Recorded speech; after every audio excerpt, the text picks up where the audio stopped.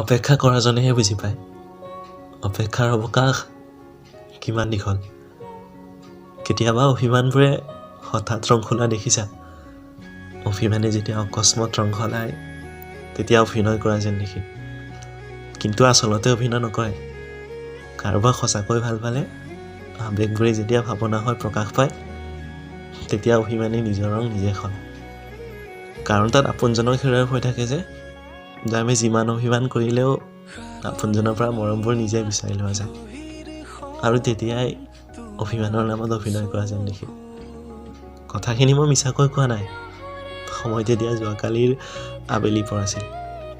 এতিয়া মোৰ অপেক্ষাৰ অৱকাশ ঘটি তাইৰ অভিমানবোৰে মোক বেয়া পোৱাৰ অভিমুখে খং কৰি আছিল, য'ত আৰম্ভণি হৈছিল আৰু এতিয়া অপেক্ষাৰ নতুন যাত্ৰা। তাই হঠাৎ মোৰ ফালে ঘূৰি থৰ লাগি চকুত চাইছিল। অভিযোগবোৰ যেন কিছুবাৰৰ বাবে তাইৰ গহীন চকুজুৰিত লুকাই গ'ল, যেন তাইৰ চকুজুৰিয়ে মোৰ পৰা উত্তৰ বিচাৰিছে, কিন্তু তথাপিও তাই মোক নাই কোৱা। তাই যেন মোৰ পৰা অকণ মৰমৰ সঁহাৰি বিচাৰিছে, যাৰ বাবে হঠাৎ অভিমানবোৰে মৰমৰ সন্ধানত ক'ৰবাত হেৰাই গৈছিল। তাইক যেন তাইৰ অভিযোগবোৰৰ উত্তৰ সেই সময়তে লাগে। অপেক্ষা কৰিবলৈ যেন তাইৰ ধৈৰ্য নেমানে, কিন্তু তাই মোৰ বাবে অপেক্ষা কৰিলে। মই জানো তাই নিজৰ অভিমানবোৰৰ আগত নিজে থিয় দি মৰমবোৰ তুলিব জানে, যাৰ বাবে তাইৰ অভিমানবোৰ অভিনয়ৰ দৰে, য'ত তাই মোৰ পৰা মৰমবোৰ নিজে খুজিব নালাগে, সি নিজে বিচাৰিব জানে।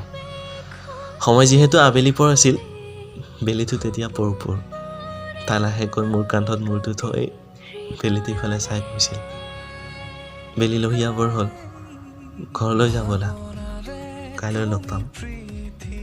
এতিয়া মই বৰ্তমানত ৰৈছোঁ, অপেক্ষা মাথো তাই কেতিয়াবা আহিব। কিন্তু তাইৰ অপেক্ষাৰ অৱকাশ পেলাবলৈ গৈ এতিয়া মই অপেক্ষাত পৰিছোঁ, য'ত পাৰ হোৱা সময়খিনিয়ে মোক বৰকৈ বেজাৰ দি আছে।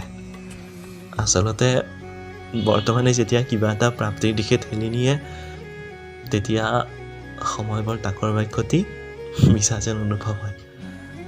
সমনীয়া মাথো তাইক কেতিয়াকে আহিব।